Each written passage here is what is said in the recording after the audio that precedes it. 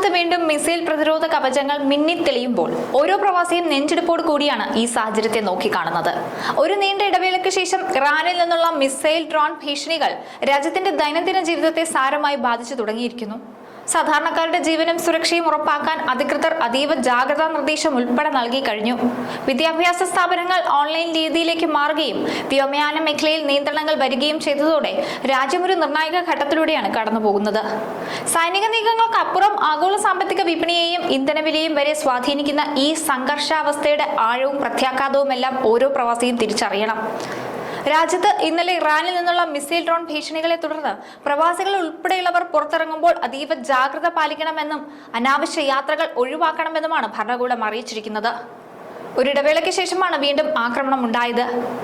ഈ ആക്രമണം ഉണ്ടായ സാഹചര്യത്തിൽ ഓരോ താമസക്കാരന്റെയും സുരക്ഷ ഉറപ്പാക്കാനാണ് അധികൃതർ ലക്ഷ്യമിടുന്നത്.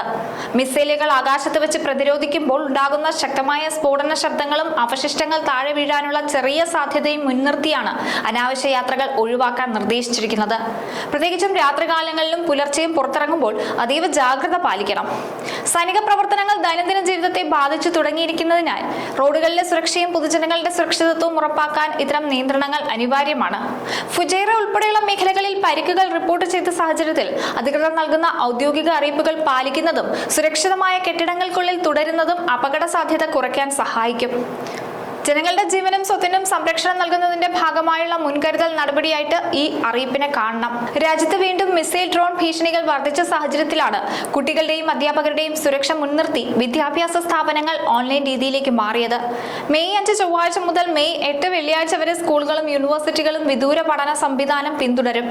ആവശ്യമായ യാത്രകൾ ഒഴിവാക്കാനും കുട്ടികൾ സുരക്ഷിതമായി വീടുകൾക്കുള്ളിൽ തന്നെ ഇരിക്കുന്നുണ്ടെന്ന് ഉറപ്പാക്കാനും എല്ലാം ശ്രദ്ധിക്കണം. മെയ് 8 സുരക്ഷാ സാഹചര്യങ്ങൾ അധികൃതർ ഒരിക്കൽ കൂടി വിശദമായി വിലയിരുത്തും. അതിനുശേഷം മാത്രമേ ക്ലാസുകൾ നേരിട്ട് പുനരാരംഭിക്കുന്നതിനെ കുറിച്ച് ചിന്തിക്കൂ. വിദ്യാർത്ഥികളുടെ പഠനം തടസ്സപ്പെടാതിരിക്കാനും അതേസമയം അവരെ അപകട സാധ്യതകളിൽ നിന്ന് മാറ്റി നിർത്താനുമാണ് ഇപ്പോഴുള്ള ക്ലാസുകൾ ഓൺലൈൻ രീതിയിലേക്ക് മാറ്റിയിരിക്കുന്നത്. മെയ്യിൽ വീണ്ടും സംഘർഷാവസ്ഥ ഉടലെടുത്തതോടെ യാത്ര പ്ലാൻ ചെയ്തിരിക്കുന്ന പ്രവാസികളുടെ ആശങ്കകളും ഉയരുകയാണ്. വിമാന കമ്പനികളുടെ നിലവിലെ തീരുമാനങ്ങളെയും ഇനി പറയുന്ന കാര്യങ്ങളും ഒക്കെ ഒന്ന് പ്രത്യേകം ശ്രദ്ധിക്കേണ്ടതാണ്. നിലവിലെ സുരക്ഷാ സാഹചര്യം മുൻനിർത്തി വിമാനയാത്രക്കാരായ പ്രവാസികൾക്ക് വലിയ ആശങ്കയാണ് നിലനിൽക്കുന്നത്. പ്രധാനമായും വ്യോമപാതയിലെ നിയന്ത്രണങ്ങൾ മൂലം സർവീസുകൾ റദ്ദാക്കപ്പെടുമോ എന്നതാണ് ഇവരുടെ പ്രധാന പേടി.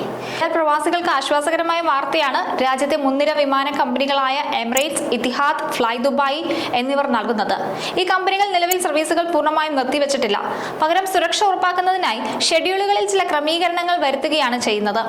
ചില വിമാനങ്ങൾ വഴിതിരിച്ചു വിടുന്നതായും സമയക്രമത്തിൽ മാറ്റം വരുത്തുന്നതും യാത്രാദൈർഘ്യം കൂടാനൊക്കെ കാരണമായിട്ടുണ്ട്. എയർ അറേബ്യ പരിമിതമായ സർവീസുകൾ മാത്രമാണ് നടത്തുന്നത്. ഇന്ത്യൻ വിമാന കമ്പനിയായ ഇൻഡിഗോ യാത്രക്കാർക്ക് പ്രത്യേക മുന്നറിയിപ്പ് നൽകിയിട്ടുണ്ട്. സംഘർഷം കാരണം വ്യോമപാതയിൽ നിയന്ത്രണങ്ങൾ വന്നേക്കാം. വിമാനത്താവളത്തിലേക്ക് പുറപ്പെടുന്നതിന് മുമ്പായി നിങ്ങളുടെ ഫ്ലൈറ്റ് സ്റ്റാറ്റസ് ഓൺലൈനായി പരിശോധിക്കണമെന്നും വിമാന കമ്പനികളിൽ നിന്ന് ലഭിക്കുന്ന അറിയിപ്പുകൾ കൃത്യമായി ശ്രദ്ധിക്കണമെന്നും അധികൃതർ പറയുന്നുണ്ട്. യാത്രക്കാരുടെ സുരക്ഷയ്ക്ക് പരമപ്രാധാന്യം നൽകിക്കൊണ്ട് തന്നെ സർവീസുകൾ തടസ്സമില്ലാതെ മുന്നോട്ട് കൊണ്ടുപോകാനാണ് വിമാന കമ്പനികൾ ഇപ്പോൾ ശ്രമിക്കുന്നത്. അതിനാൽ അനാവശ്യമായി പരിഭ്രാന്തരാകാതെ ഔദ്യോഗിക വിവരങ്ങൾക്കായി കാത്തിരിക്കുകയാണ് വേണ്ടത്. ഈ സംഘർഷം മിസൈലുകളിൽ മാത്രം ഒതുങ്ങുന്നില്ല. ആഗോള എണ്ണ വിപണിയെയും സാരമായി ബാധിച്ചിട്ടുണ്ട്. ഒപ്പം തൊഴിൽ വിപണിയെയും. ഹോർമസ് കടലിടുക്കിൽ US ഇറാൻ നാവിക നീക്കങ്ങൾ വർദ്ധിച്ചതോടുകൂടി ക്രൂഡ് ഓയിലിന്റെ വിലയിലും വലിയ മാറ്റങ്ങളാണ് ഉണ്ടാകുന്നത്. ഇത് ആഗോള ഇന്ധന വില കൂടാൻ കാരണമാകുന്ന ഒരു ഘടകം കൂടിയാണ്. നിലവിലെ സാഹചര്യങ്ങളെല്ലാം അയവില്ലാതെ തുടരുകയാണ്.